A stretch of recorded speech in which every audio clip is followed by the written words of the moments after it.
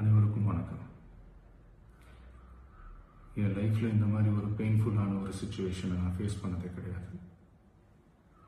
மனசு முழுக்க வலி வலி மட்டும்தான். இந்த சுற்றுப்பயணத்தில் என்னென்ன மக்கள் பார்க்க வராங்க, அதுக்கு ஒரே ஒரு காரணம் தான் அவங்க என் மேலே வச்சிருக்கிற அன்பும் பாசம்.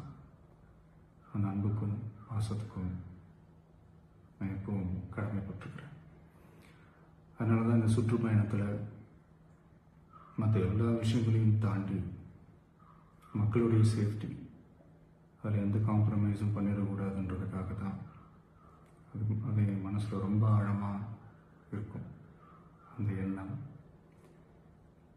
அதனால தான் இந்த அரசியல் காரணங்கள் எல்லாத்தையும் தவிர்த்துட்டு ஒதுக்கி வச்சுட்டு மக்களுடைய சேஃப்டி மட்டும் மைண்டில் வச்சுக்கிட்டு அதுக்கான இடங்களை சூஸ் பண்ணுறது, அதுக்கான இடங்களை பார்த்து பெர்மிஷன் கேட்குறது, போலீஸ் டிபார்ட்மெண்ட்டில் அதை ரிக்வெஸ்ட் பண்ணி கேட்போம்.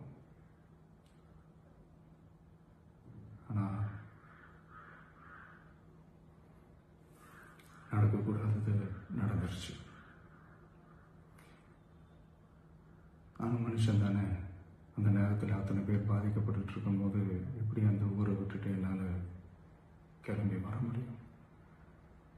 நான் திரும்ப அங்கே போகணும்னு இருந்துச்சுன்னா அதை ஒரு காரணம் காட்டி அங்கே வேறு சில பதட்டமான சுச்சுவேஷன்ஸ், வேறு சில சம்பாவிதங்கள் அந்த மாதிரி எதுவும் நடந்துடக்கூடாதுன்றதுக்காக தான் நாங்கள் அவாய்ட் பண்ணோம்.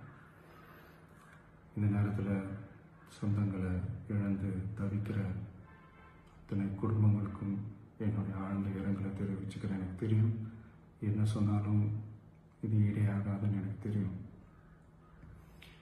ஹாஸ்பிட்டலில் ட்ரீட் பண்ணிகிட்ருக்கிற எல்லாருமே சீக்கிரமாக க்யூர் ஆகி வரணுன்றதை இந்த நேரத்தில் நான் வேண்டிக்கிறேன்.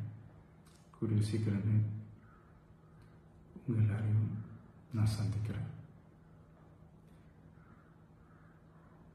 இந்த நேரத்தில் எங்களுடைய வலிகளை, எங்களுடைய நிலைமையை புரிஞ்சுக்கிட்டு எங்களுக்காக பேசின அரசியல் கட்சிகளை சார்ந்த நண்பர்கள், தலைவர்கள் அனைவருக்கும் என்னுடைய நன்றியை தெரிவிச்சுக்கிறேன். கிட்டத்தட்ட ஒரு 5 மாவட்டத்துக்கு பிரச்சாரத்துக்கு போனோம். இந்த மாதிரி எதுவுமே நடக்கல. ஆனால் கரூரில் மட்டும் ஏன் எப்படி நடக்குது?